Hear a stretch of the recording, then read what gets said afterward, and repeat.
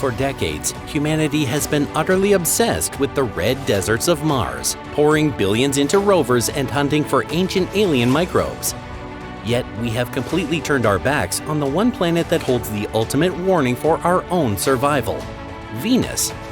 Once celebrated as Earth's identical cosmic twin, Venus shares our exact size, mass, and evolutionary ingredients. But somewhere along the line, something went catastrophically wrong. Today, Earth's twin is a suffocating cosmic nightmare. And the dark truth behind why space agencies abandoned it for over 30 years is both a logistical embarrassment and a terrifying planetary mystery. Its surface is hot enough to melt lead. The pressure is crushing. Acid clouds cover the sky. Any spacecraft that lands there dies within hours. So, here's the strange part. If Venus is one of the most important planets in the solar system, why did we stop going there? For more than 30 years, NASA barely touched Venus. While mission after mission flew toward Mars, Venus was left behind, forgotten, ignored, almost abandoned. But now, scientists are finally turning back. Because Venus may tell us something terrifying about planets like Earth, and maybe even about our own future. In 1989, NASA launched a spacecraft called Magellan.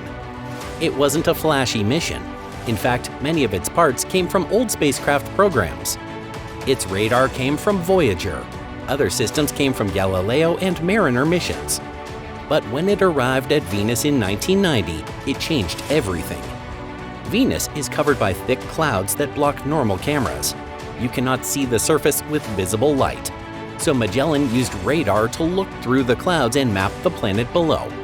And what it found shocked scientists. Venus was not a dead world. The surface was covered in enormous volcanoes, giant lava plains, strange circular formations, and twisted mountain regions unlike anything on Earth.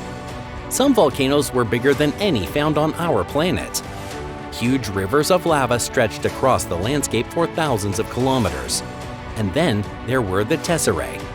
These strange highland regions looked ancient and heavily deformed, almost like broken continents. Scientists began asking an incredible question.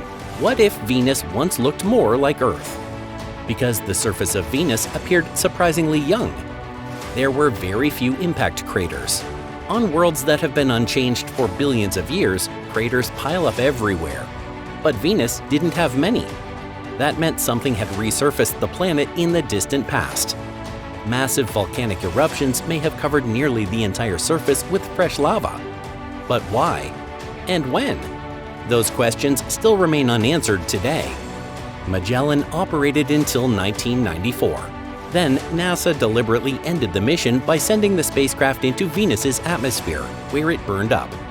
For decades, the United States sent no major dedicated missions to Venus. Instead, the world became obsessed with Mars. Part of the reason came from a famous discovery in 1996. Scientists announced they may have found fossilized bacteria inside a Martian meteorite discovered in Antarctica. Suddenly, Mars became the center of planetary science. New rovers were launched. Orbiters arrived one after another. Countries around the world joined the race to explore the red planet. Meanwhile, Venus faded into the background. And honestly, there were practical reasons for this. Mars is easier. The temperatures are cold but manageable. Rovers can survive there for years. Solar panels work. Communication is reliable. To understand why NASA gave up on Venus, you have to understand the sheer engineering impossibility of surviving its surface. At over 450 degrees Celsius, it is hot enough to melt solid lead. But it's the air itself that's the true killer. The atmospheric pressure is a staggering 92 times stronger than Earth's. Walking on Venus wouldn't feel like walking through air. It would feel like standing a mile beneath the surface of Earth's oceans, trapped inside a furnace of concentrated sulfuric acid. It's a planetary meat grinder. The longest any heavily reinforced Soviet lander ever managed to survive before its computer brains literally melted into slag was just over 120 minutes. So from an engineering standpoint, Mars made more sense. But scientifically, Venus may actually be more important. Because Venus forces us to ask a frightening question. How does a planet become uninhabitable? Today, Venus is the hottest planet in the solar system, but evidence suggests it was not always this way. Scientists discovered that Venus's atmosphere contains a strange clue: heavy water. Normally, water is made from hydrogen and oxygen, but sometimes hydrogen appears in a heavier form called deuterium.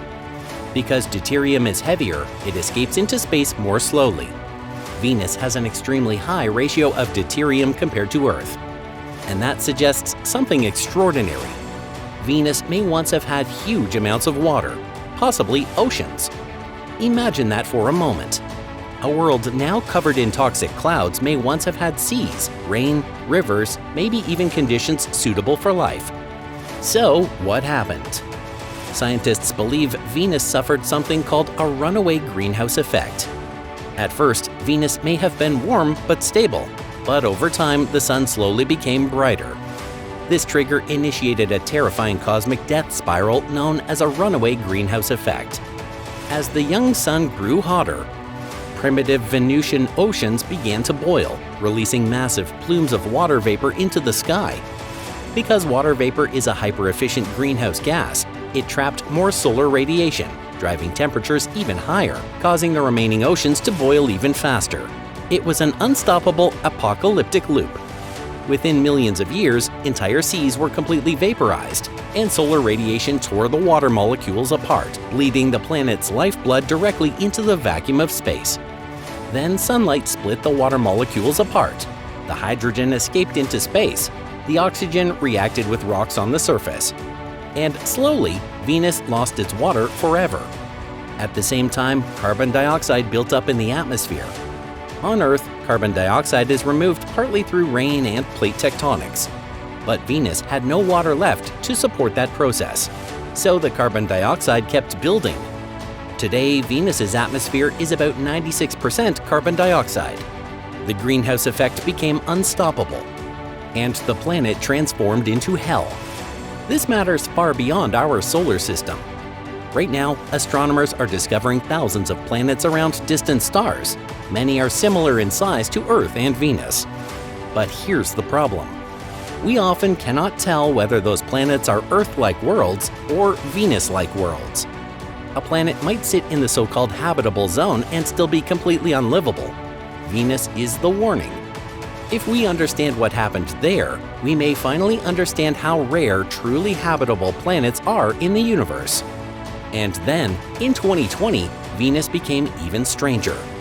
Scientists announced they may have detected phosphine gas in the clouds. On Earth, phosphine is mostly associated with life.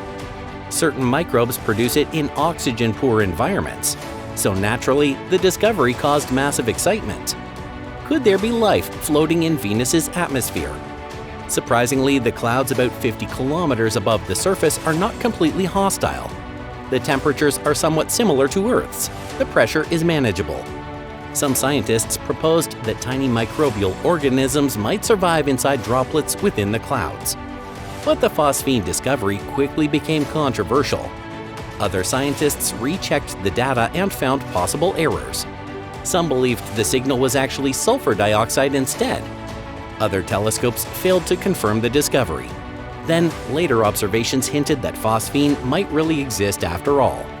And even more strangely, researchers also found signs of ammonia, another gas that should not easily survive in Venus's atmosphere.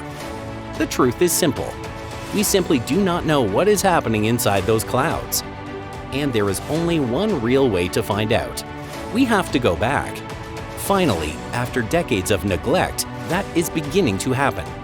In 2021, NASA surprised the scientific community by announcing not one Venus mission, but two. The first mission is called DaVinci+. This spacecraft will send a probe directly into Venus's atmosphere. As it falls toward the surface, it will study the chemistry of the air, measure gases, and search for clues about the planet's past.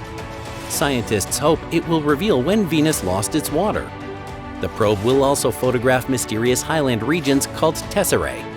If those rocks formed in the presence of water, it would be strong evidence that Venus once had oceans.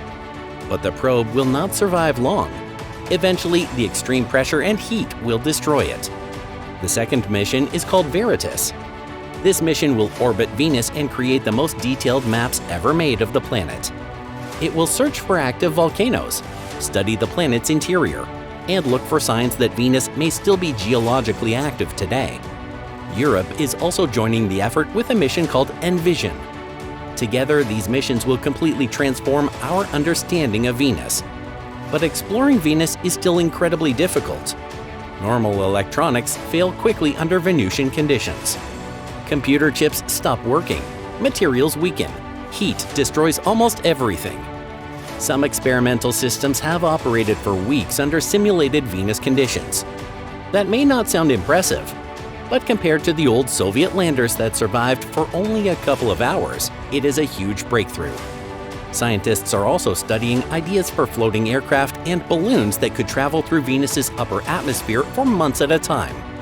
Instead of fighting the winds, these missions would drift with them, circling the planet again and again while studying the clouds below.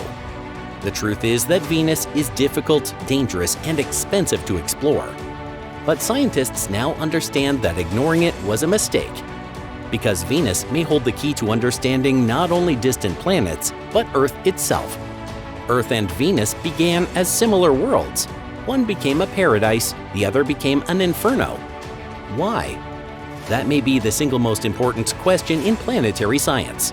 Because somewhere out there, around distant stars, countless other planets are following similar paths. Some may become worlds full of life. Others may become dead wastelands hidden beneath poisonous skies. Venus helps us understand the difference. And perhaps most importantly, Venus reminds us how fragile habitability really is. For billions of years, Earth has remained balanced. Not too hot, not too cold. A world where oceans survive and life can grow. But that balance is delicate. Venus shows us what happens when a planet crosses the line. For 30 years, we turned away from that lesson. Now, finally, we are going back. Not because Venus is easy, but because it matters. Because hidden beneath those clouds is the story of how a world dies. And maybe the story of how rare worlds like ours truly are. Venus still hangs in our sky tonight. Bright, silent, covered in clouds, waiting.